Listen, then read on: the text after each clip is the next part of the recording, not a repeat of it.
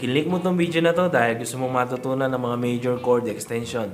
So, quick background lang sa major chord extension. Ito po yung mga chords na pangkaraniwan na maririnig mo sa jazz music, bossa nova music, Latin music, at marami pang iba. Kaya kung ready ka na, kunin mo na yung gitara mo, tuturuan kita. Kaya nga pala, kung bago ka lang dito, may method po ako ng pagtuturo. Iyon ay ang finger numberings. Ito po yon. So, para mas madali nyo ma-visualize. So, mamaya, pag tinuruan ko kayo, finger number muna, fret number, tapos yung string number para mas madali nyo pong masundan. By the way, I'm Andre. Kung bago ka pa lang dito sa channel ko, huwag kalimutan na mag-subscribe at pakihit na rin yung bell button dyan para lagi kang updated sa mga lessons ko, sa mga cover songs ko, at marami pang iba. At pakihit na rin yung like button para lalo akong ganahan, para mas marami akong video na ilalabas sa inyo. So, yun lang. Key of C, C major 7. Umpisa na natin. Okay, first chord natin ay C major 7. So, dito muna tayo sa 5th string ha. So, ito siya.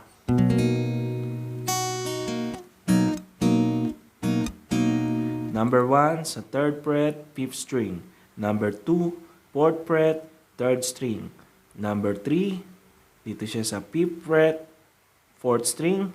Number 4, dito siya sa 5th fret, 2nd string. So, pag pinlay siya, yan, kung nakikita nyo, yung kalabit niya, hindi nakasama yung 6th string at saka yung 1st string. Yan. Second chord natin, C major 6. Yan. Para lang siyang A minor, pero lalagyan mo siya ng bass na C. So, yung number 1, dito siya sa 1st fret, 2nd string. Number 2, 2nd fret, 4th string. Number 3, dito siya sa 2nd fret, 3rd string. Number 4, dito siya sa 3rd fret, 5th string. So, ito siya. Para lang siyang A minor. Tapos, lalagyan mo lang siya ng bass. Yan. Hindi nakasama yung 1st string at saka yung 6th string. So far, C major 7, C major 6. Ang next chord natin is C major 9. Yan. Jazz na yung tunog ah. Okay, yung number 1, punta siya sa 2nd fret, 4th string. Number 2, 3rd fret, 5th string. Number 3, sa 3rd fret, 2nd string. Number 4, dito siya sa 3rd string, 4th fret. So, ito siya. Yan. So far, C major 7, C major 6, C major 9. Yan. So, next chord natin is C major 6/9. Pwede na siyang ganito. So, yung number 1 natin, sa 2nd fret ng 4th string at ng 3rd string. So, dalawang string siya. Naka-flat siya. Yung number 2, sa 3rd fret, 5th string. Number 3, dito siya sa 3rd fret, 2nd string. Number 4, 3rd fret, 1st string. So, ito siya. Pag kinalabit mo siya, kasama to, yung pinky nyo. Yan. Yan. C major 7, C major 6, C major 9, C major 6/9. Ay, by the way, doon pala sa C major 9, meron pa palang isang variation nun. Yan. Diba, ito yung C major 9 kanina. Meron pang isang way ng pag-play nun dito sa 5th string. Number 1, dito siya sa 2nd fret, 3rd string. Number 2, 3rd fret, 5th string. Number 3, 5th fret, 4th string. Number 4, dito siya sa 5th fret, 2nd string. Yan. So, pag-play mo siya.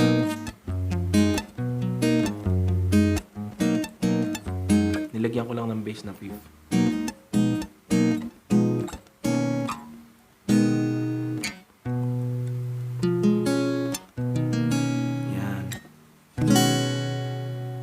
So, move on naman tayo dito sa 6.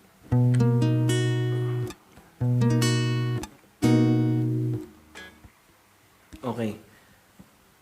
Dito tayo sa C major 7 pa rin. C major 7. Ang root note ay sa 6th string. Kanina sa 5th string ang root note. Ngayon sa 6th string naman. Ito siya. C major 7. Number 1 sa 8th fret, 6th string. Number 2, 8th fret, 2nd string. Number 3, 9th fret, 4th string. Number 4, 9th fret, 3rd string. So, ito siya.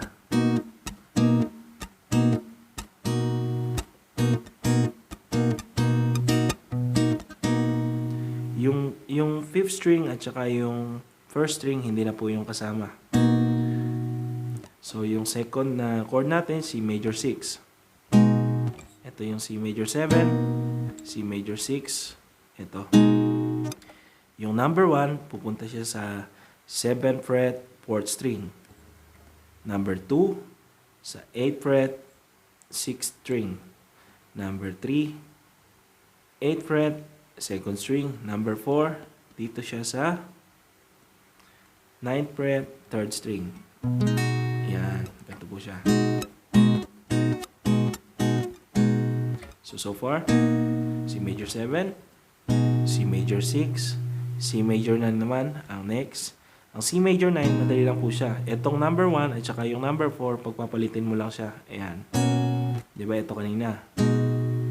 Ayan. C major 9.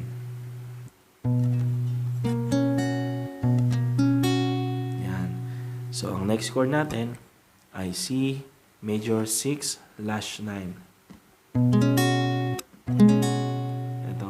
Yung number 1, dito siya sa 7th fret ng 4th string at ng 3rd string. Yung number 2, dito siya sa 8th fret, 6th string. Number 3, dito siya sa 8th fret, 2nd string. Yan. Yung 5th string at saka yung 1st string, hindi po ulit kasama. Yan. Yung 4th, wala. Yung 4 finger po, wala po. Yan. So far,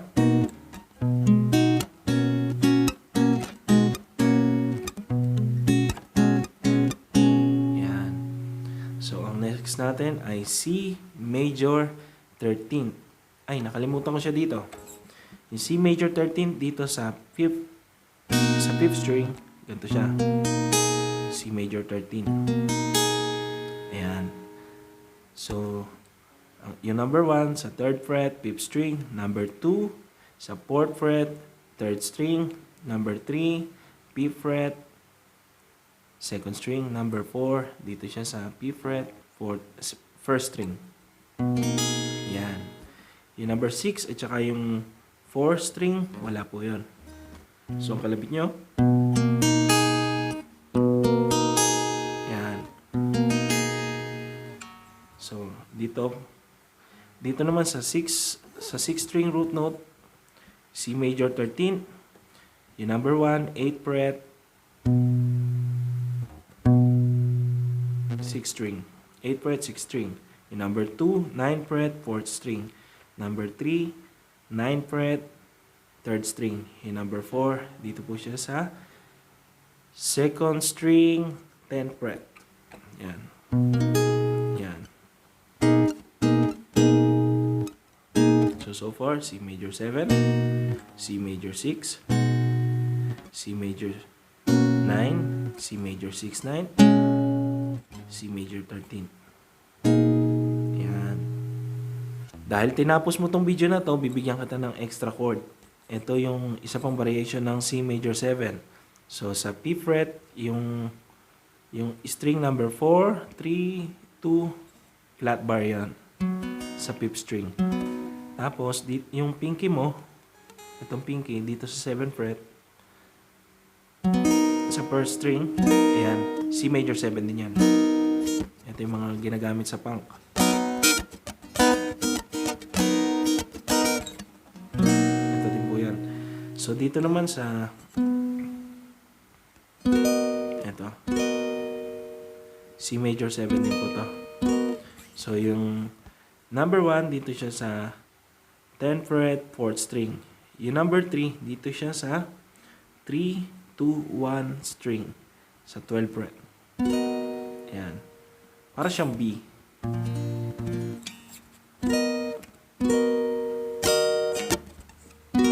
Ayan. So, yun lang. Ulitin natin.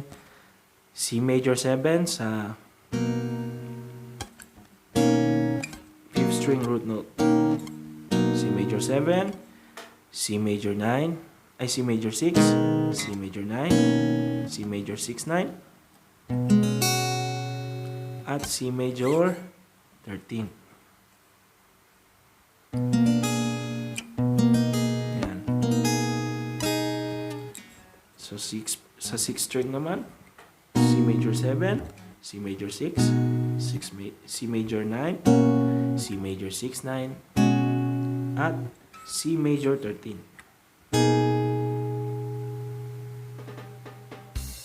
So, yun lang po ang lesson natin ngayon, major chord extension. May kakambal po yung video na yan, yung minor chord extension. Kung hindi mo pa napapanood, i-click mo yung channel ko at makikita mo na dyan yun. Marami dyang iba pang lesson at mga cover songs. Maraming salamat sa inyo. At kung may natutunan ka, please hit like. At salamat nga pala sa inyo dahil naka 18,000 subscriber na po ako. I hope by end of this year, maybe end of this year, makarating tayo ng 100,000. Sana. Pero hindi naman ako tumitigil sa pangarap eh. Yun lang. At maraming salamat sa iyo. Nakapag-subscribe ka na ba? Ikaw. Hindi ka pa nakakapag-subscribe, subscribe mo na. I-hit mo na rin yung bell button para updated ka sa mga bago nating tutorial, cover songs, at marami bang iba. Kahit anong gusto mo, i-comment mo lang sa baba dyan yung mga lessons, mga tanong na gusto nyo, mga kanta na gusto nyo i-discuss natin dito sa or ituro dito sa channel ko. Kukover ko lahat yan. So yun lang po. Next time, jamming ulit tayo. Andre here. See you on next jam.